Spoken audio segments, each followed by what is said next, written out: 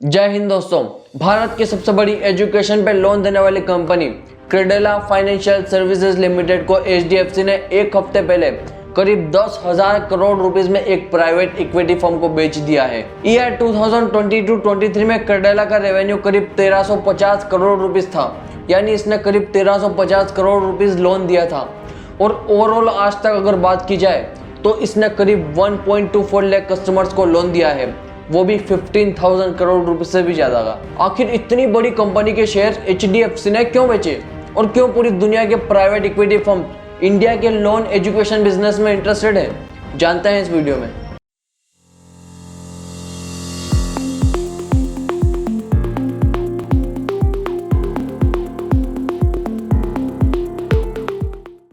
तो हमारी कहानी की शुरुआत होती है 2005 में। विचार कीजिए, आप 2005 में आपकी पढ़ाई के लिए लोन लेना चाहते हैं तो आप कहाँ जाओगे?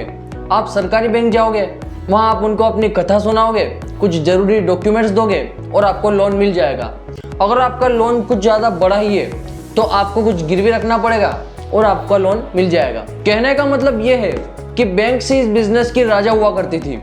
फिर इसमें एक दिन एंट्री होती है अजय बोहरा की। अजय बोहरा उस समय यूएस की एक कॉन्फ्रेंस में मौजूद थे। वहाँ उस समय ये बिजनेस काफ़ी ज़्यादा चर्चाओं में था। हर दिन केवल इसी बिजनेस पे बात हो रही थी और इससे कंपटीशन भी काफ़ी बढ़ गया था। उसी समय अजय बोहरा के दिमाग में आता है भारत, जिसकी आबादी 100 करोड़ से भी ज़्यादा की है, लेकिन यहाँ कोई भी एक प्राइवेट ठीक ठाक कंपनी नहीं है जो एजुकेशन पे लोन देती हो। केवल बैंक से इस बिजनेस को चला रहे थे। पूरा मार्केट खाली पड़ा था।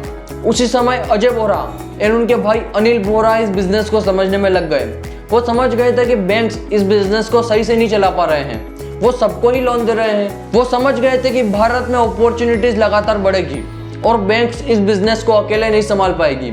लोहा बिल्कुल गर्म था, केवल हथौड़ा मारने की देरी थी। और वो हथौड़ा पड़ता है साल 2006 में, जब जन्म होता है क्रेडेला फाइनेंशियल सर्विसेज का। ये एक बहुत ही बड़ा मिशन था और इसके लिए इन्हें एक बैंक की जरूरत थी जो इन्हें फाइनेंशियली मदद कर सके। और इसीलिए इन्होंने डीएसपी मेरिल लिंच नामक एक बैंक से पार्टनरशिप कर ली। बट ये पार्टनरशिप ज़्यादा नहीं चल पाई और 2008 के ग्लोबल फाइनेंशियल क्राइसिस में ये बैंक डूब गया। इसके बाद एंट्री होती है हमारी कहानी में हमारे मेन हीरो की, HDFC housing development financial corporation. HDFC उस समय घर के ऊपर लोन दिया करती थी एंड इस फील्ड की राजा थी। उन्होंने सोचा क्यों ना हम घर के साथ एजुकेशन पे भी लोन दें, और इसीलिए एचडीएफसी ने क्रेडेला के कुछ शेयर्स 50 करोड़ की वैल्यूएशन पे खरीदे और उसके बाद से लगातार एचडीएफसी क्रेडेला के शेयर्स खरीदती रही। एंड दिसंबर 2019 में बोहरा ब्रदर्स के 9.12% शेयर खरीद के 100% शेयर के साथ एचडीएफसी अब पूरी कंपनी की मालिक बन चुकी थी। बट ये खुशी वो ज़्यादा टाइम तक नहीं मना पाए।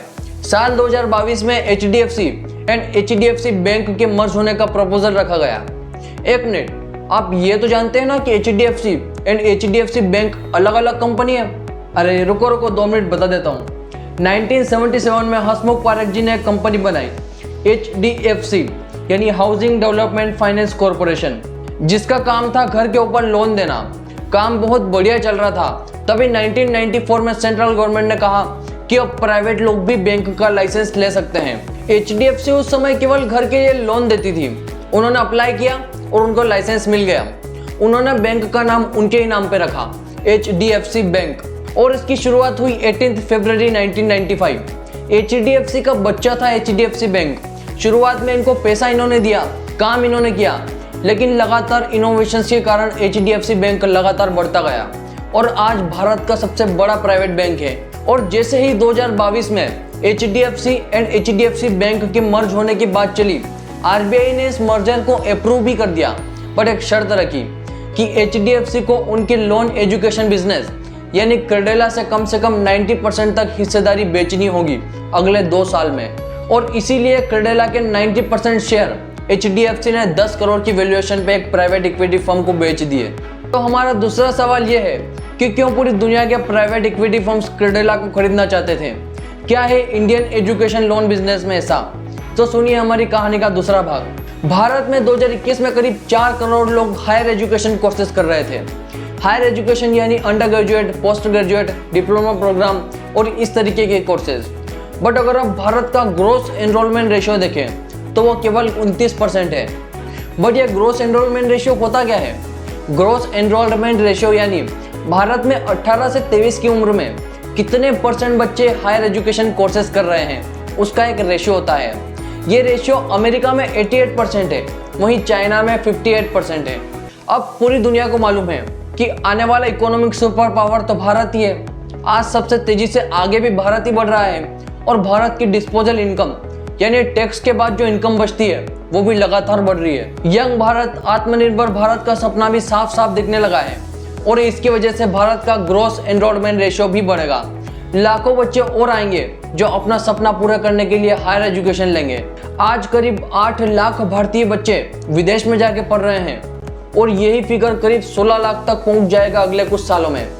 इसमें सबसे ज़्यादा चांदी होगी उन कंपनीज की जो एजुकेशन पे लोन देती है और इसी वजह से आज इंटरनेशनल मार्केट में इस बिजनेस की इतनी डिमांड है। एंड बैंक्स ये बिजनेस बिल्कुल सही से नहीं कर पा रहे हैं। उनका 7 to 8% लोन तो बेड लोन में कन्वर्ट हो जाता है, पैसा वापस ही नहीं आ पाता है, इंटरेस्ट तो छोड़िए। और यही रास्ता खोल देता है HDFC कैडिला जैसी कंपनीज का। आज आधे से ज़्यादा लोन नॉन बैंकिंग कंपनी से लिए जाता है और मेन बात तो यह है कि इनका बेड लोन परसेंटेज भी काफ़ी कम है।